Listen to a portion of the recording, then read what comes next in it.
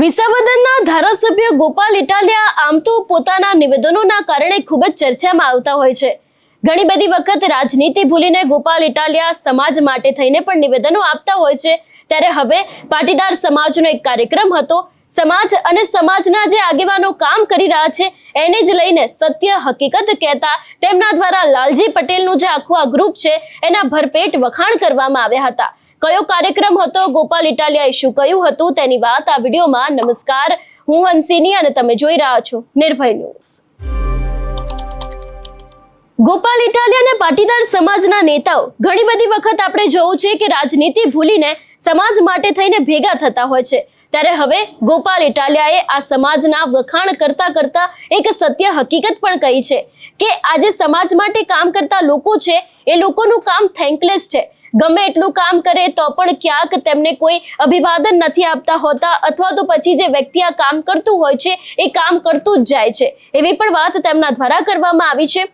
આખો આ કાર્યક્રમ છે તે સરદાર પટેલ સેવાદળ એટલે કે એસપીજી ગ્રુપ દ્વારા રાખવામાં આવ્યો હતો, જેની અંદર પરિણામમાં જે વિદ્યાર્થીઓ છે એ લોકોએ ઉચ્ચ પરિણામ લાવ્યા હોય તે લોકો માટેના આખા સન્માન સમારંભ છે એનો કાર્યક્રમ થવાનો હતો. અને એ જ સમયે સમાજ માટે કામ કરતા રહેવું. અને આ જ કાર્યક્રમની અંદર ગોપાલ ઇટાલિયા દ્વારા એવું પણ કહેવામાં આવ્યું છે કે અમારા જેવા નેતાઓને આમ તો લોકો ખુરશી પાથરવા જેવા કામ આપતા હોય છે, પણ આ જ સમાજને કારણે આજે અમે મંચ ઉપર બેઠા છે. એટલું જ નહીં, વખાણ કરતા તેમને વધુમાં લાલજી પટેલ અને જે આખું આ ગ્રુપ ચલાવી રહ્યા છે એમને લઈને શું કહ્યું તે સાંભળીએ.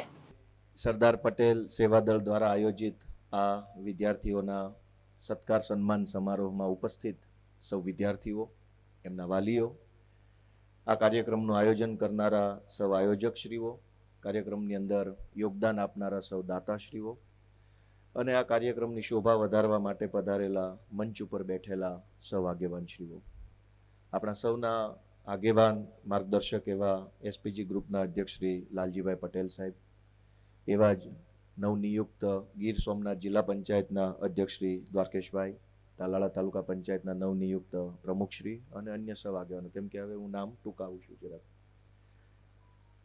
લાલજીભાઈ જે કામ કરે છે, લાલજીભાઈ આ હું નેતા બન્યો પછી મને ખબર પડી કે સમાજનું કામ છે ને એ થેન્કલેસ જોબ છે. આમાં કોઈ આભાર માનવા ન આવે. સમાજનું કામ એવું છે કે તમારે કરતું રહેવાનું, મેણા ટોણા, માન અપમાન, તિરસ્કાર, ટીકા. સારું કામ થાય તો કોઈ લાલજીભાઈ તમારો ખૂબ ખૂબ આભાર, તમે ભગવાનના માણસ છો, તમારા કારણે તેવું કોઈ કહેવા ન આવે. એટલે દરેક આગેવાનો આ વાત સમજે કે આપણે એક આ થેન્કલેસ કામ કરી રહ્યા છીએ. પણ વર્ષો સુધી એક જ સામાજિક કામની અંદર જોડાયેલા રહેવું, કોઈ મોહ માયામાં ન તણાવવું, લોભ લાલચમાં ન તણાવવું, સત્તા તરફ ખેંચાઈ ન જવું, કોઈના પ્રત્યે દ્વેષ ન રાખવો અને સતત વર્ષો સુધી એકની એક જ પ્રવૃત્તિ સાથે તટસ્થતાથી જોડાયેલું રહેવું, એ બહુ અઘરું કામ છે. એની અઘરું કામ સફળતાપૂર્વક પાર પાડવા બદલ લાલજીભાઈને અભિનંદન આપું છું ને એનો આભાર માનું છું. કેટલા વર્ષ થઈ ગયા, 1996 થી રિંકેશભાઈ માહિતી જે આપી એ પ્રમાણે 1996 થી એસપીજી ગ્રુપ છે. નહીતર મારી જેવા જ છે. લ્યો ફેસબુકમાં 4 લાઈકો આવી જાય ને એટલે એમ થાય હવે તો ટિકિટ મને જ મળવી જોઈએ. 4 લાઈકોમાં ટિકિટની લાઈનમાં ઉભા રહી જાય. લાલજીભાઈની પાસે એવડી મોટી ટીમ છે કે એનો એક ફોન થયો, એનું એક આમંત્રણ આવ્યું, એસપીજી ગ્રુપનો ફોન થયો તો આગેવાનો આવી ગયા બધા. એવડી મોટી સમાજની શક્તિ જેની પાસે હોય એની માણસ લલચાય નહીં, મોહાય નહીં, કોઈ દિશા તરફ ખેંચાઈ ન જાય. તો એની અંદર સ્થિરતા કેવડી મોટી હશે, એ વાત તો આપણે બધાએ નોંધ લેવી જોઈએ કે કેટલો સ્થિર મનનો માણસ હશે કે કામ સમાજનું કરવું એટલે સમાજનું જ કરવું. અને હું પડખે બેઠો બેઠો હળું કરીને હાથ દબાવ્યો, ઈશારો સમજી ગયા મને કે નહીં.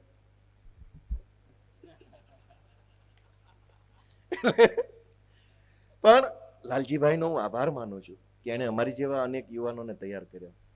પાટીદાર અનામત આંદોલનના માધ્યમથી અમારી જેવા આવ્યા ન કરે, અમારું આમાં ઉપજે હું, અમને સાંભળે કોણ, અમને બોલાવે કોણ, કે ભાઈ મુનિયા ખુરશી પાથર. પણ ખુરશી પાથરવાની જે ક્ષમતા છે કે જે યોગ્યતા છે એનાથી મંચ ઉપર બેસવા સુધીની યોગ્યતા સુધી જો કોઈ પહોંચાડે તો એ સમાજ પહોંચાડે, સમાજના એસપીજી જેવું પ્લેટફોર્મ પહોંચાડે, લાલજીભાઈ જેવા આગેવાન પહોંચાડે.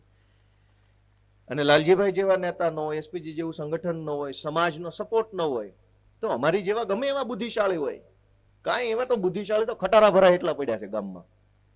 આગળ કોણ આવી શકે છે? જેને સમાજનો ટેકો મળે, જેને સમાજનું પીઠબળ મળે ઈ. અને એટલે આજે આ સત્કાર સમારોહમાં હવે આમાં એક વાત ઈ છે કે હારો સત્કાર જેનો કરવાનો છે એનો જ નથી થયો હજુ. મોટી ઉપાધિ તો ઈ છે એક, બધાનો મારોય થઈ ગયો, હું કઈ ટકા બકા લાવ્યો નથી. અને જે બિચારા 90% લાવીને બેઠા છે એ બધાને હું ખૂબ ખૂબ શુભેચ્છાઓ પાઠવું છું કે ભાઈ તમે બહુ મહેનત કરી. અમારે તો આખી જિંદગી એટલા ટકા નથી આવ્યા, બધું જેટલું ભણ્યા એટલાનો સરવાળો મારવી તો 90 નથી થતો.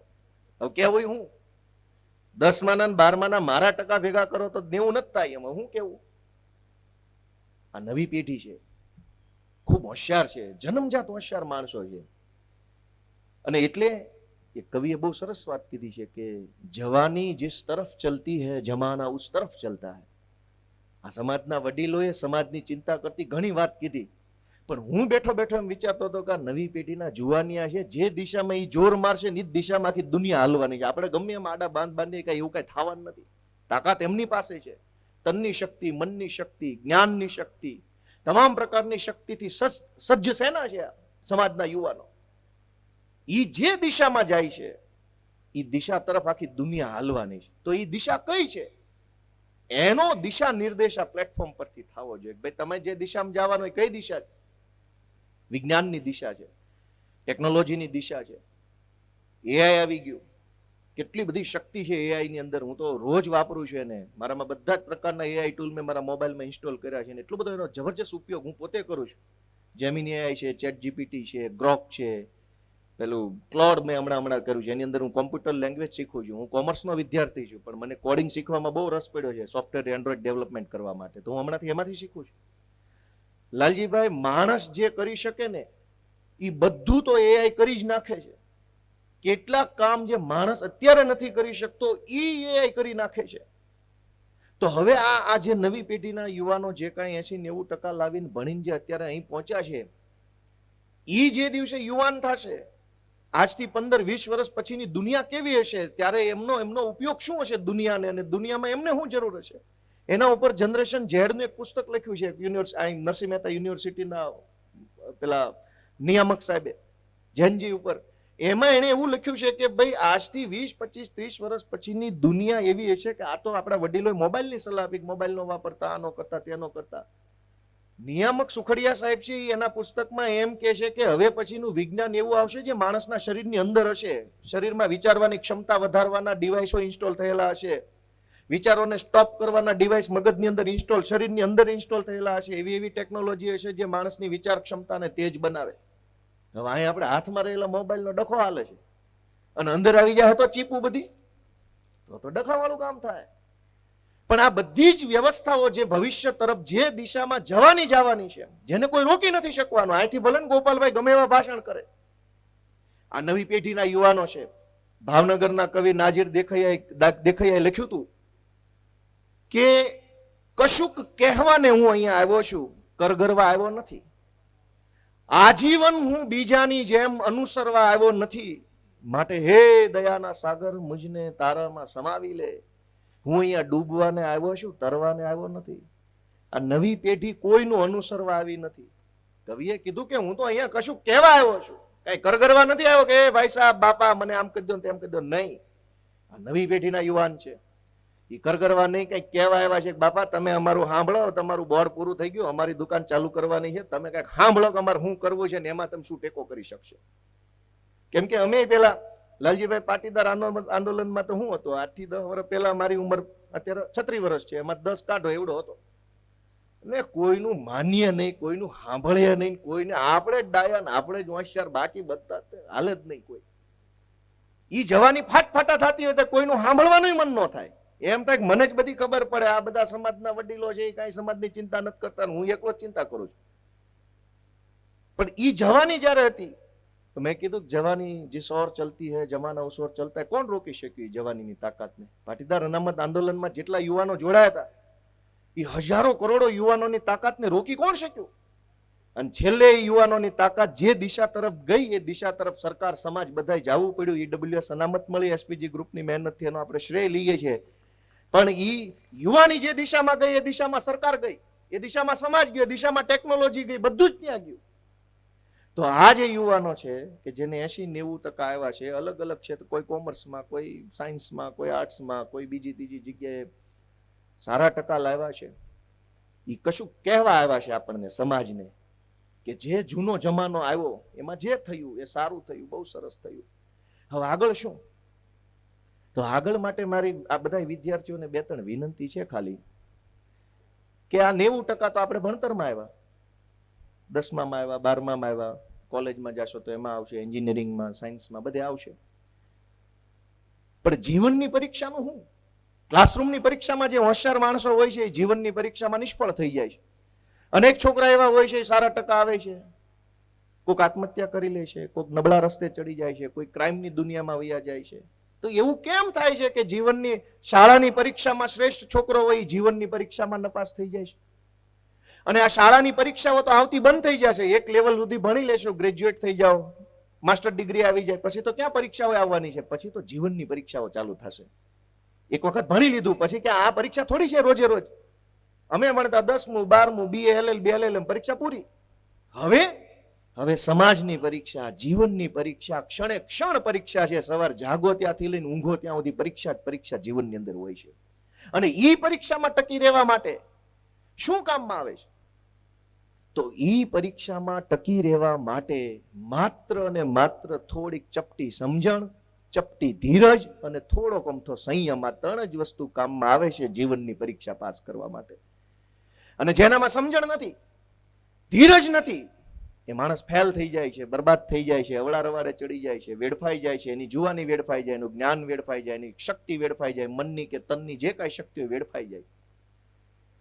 અને એટલે દીકરીઓના મા બાપને બધાને મારી તો રિક્વેસ્ટ છે, વિનંતી છે, કે ઈશ્વરે જે આ દુનિયા બનાવી છે એમાં બધાને બધું જ મળે જ છે, ફરજિયાત છે. કોઈ એવો માણસ નથી જે એને જીવનમાં વિચાર્યો એ મેળવા વગરનો મરી ગયો હોય.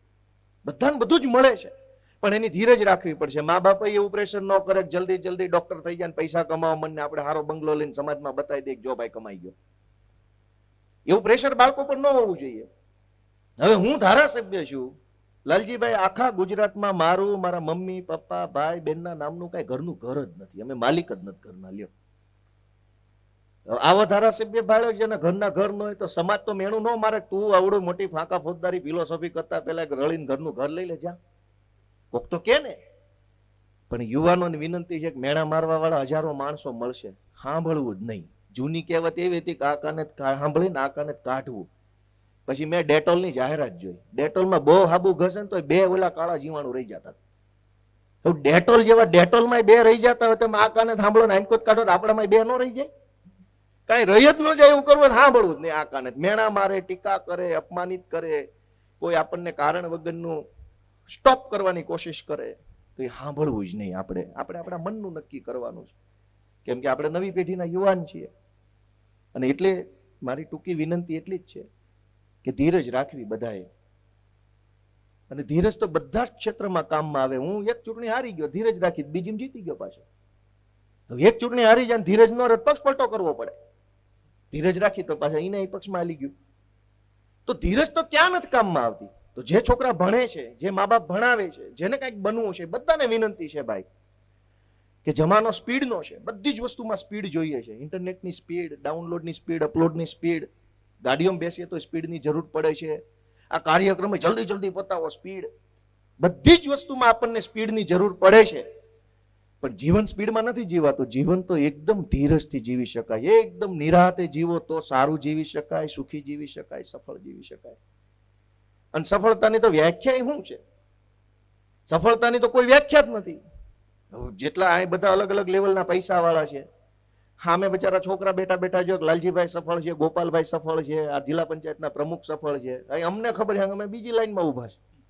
ધારાસભ્ય બન્યો મંત્રીની લાઈનમાં ઉભા છે, જિલ્લા પ્રમુખ હોય એ ધારાસભ્ય લાઈનમાં ઉભા હોય, લાલજીભાઈ છે એ સંગઠન કેમ મોટું થાય. તો જીવનની આ બધી સફળતાના નામે જે કાંઈ પણ વાતો છે એ બધી એન્ડલેસ છે, આનો કોઈ અંત નથી. પણ ધીરજ સાથે કોઈ પણ કામ આપણે કરીએ તો એ હંમેશા આપણને સફળતા તરફ લઈ જાય. જે સફળતા આપણા આત્માને, મનને, પોતાને શાંતિ આપે, ખુશી આપે કે હા મેં કંઈક અચીવ કર્યું છે. એટલે બધા વિદ્યાર્થીઓને મારી હું શુભેચ્છાઓ પાઠવું છું. અને ઈશ્વરને પ્રાર્થના કરીએ કે આ બધા જ બાળકો દેશની સેવામાં, સમાજની સેવામાં ખૂબ સારી રીતે કામ કરે, માતા પિતા પણ ખૂબ સારી રીતે સપોર્ટિવ કામ કરે, બાળકોને આપણે પ્રેશર ન કરીએ, કેમ કે હવે એટલા બધા ટેલેન્ટેડ છોકરાઓ છે કે એને કાંઈ કહેવું જ નથી પડે એમ. એટલે બધી જ બહુ સરસ આ કાર્યક્રમ યોજાયો, બધાએ ખૂબ સરસ રીતે આમાં ભાગ લીધો. ફરી એક વખત લાલજીભાઈ અને કલ્પેશભાઈનો વિશેષ આભાર માનીશ કે એમણે આ સરસ મજાનો કાર્યક્રમ આયોજન કરવાનું બીડું હાથ ધર્યું.